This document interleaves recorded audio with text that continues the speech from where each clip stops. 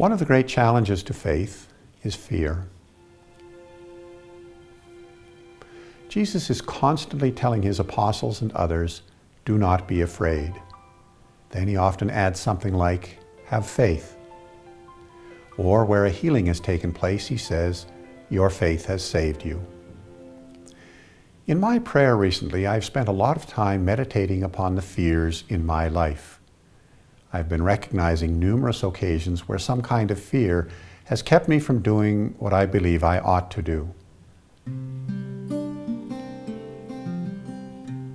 For example, the other day, although I was preoccupied with my thoughts, I walked by a man begging on a Toronto street. I had seen him before, and when I came out of my preoccupation, I said hello. He greeted me and held up his cup, and I said, not today. He blessed me, and I went on my way, but I was thinking. Now why, I said to myself, did I spontaneously say no to this man? I began by blaming it on my preoccupation with my own thoughts.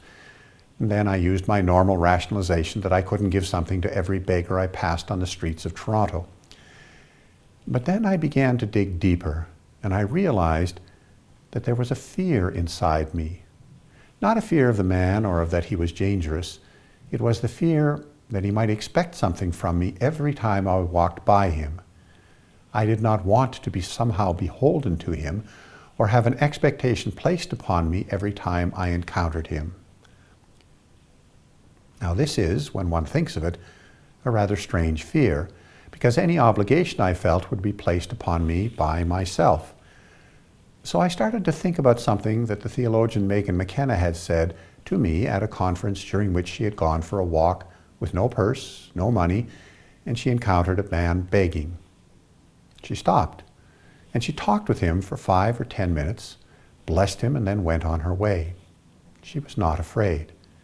She also treated him like a human being rather than a beggar, and at the end, he thanked her for the chat. So now I begin to think about how often I do things out of fear. A fellow priest comes to talk to me, and I have a few prejudices about him from previous encounters. I am afraid of what he might say or do. And sometimes, when I am so caught in my own fears, I scarcely notice that he is saying or doing something perfectly good. Fear, I am learning, is the great roadblock to faith. And yet, I often find myself approaching God not out of wonder or awe or praise or enthusiasm, but out of fear. I want something, but I find myself approaching God as if I were a child trying to get something out of a parent. Or I see somebody approaching me after Sunday Mass, and I know that he wants money. My defenses go up, and I forget that he may also just want a listening and sympathetic ear for a few minutes. We welcome you as we gather for our chapter sitting, which we are going to hold over the next few days. You all are aware that there's been a fair amount of preparation that's been done coming to these. It's hard to be a Christian when we are full of fears.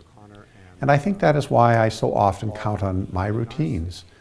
They keep me from encounters that might make extra demands upon me. Routines, however, also mean that it is more difficult for God to surprise me. My favorite story, which I have often told, so forgive me if you have heard it, came one Christmas Eve when I was at our student house and getting ready to drive to St. Alphonsus Parish to preside at the midnight Mass. The doorbell rang at 9 p.m., and there stood one of our regular beggars. My heart sank.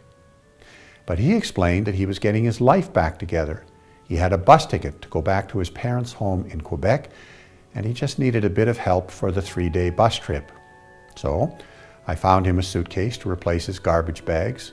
I made some sandwiches and packed some food for the journey, and then I opened my wallet and had $40, which I gave to him. Then I drove him to the bus depot on my way to Mass. After Mass, when I was back at home, about 2 a.m., the doorbell rang. And truth be told, my heart sank. I went to the door, but to my surprise, a couple stood there who had attended the Mass. They told me that they had seen the light still on and they did not want to wait, So there and then they gave me a Christmas present along with a card. When I opened the card after they left, there was a gift of $50. I remember smiling and saying to myself and to God, I just made $10. But what I learned is that when we live by faith and not by fear, we soon discover that God cannot be outdone in generosity.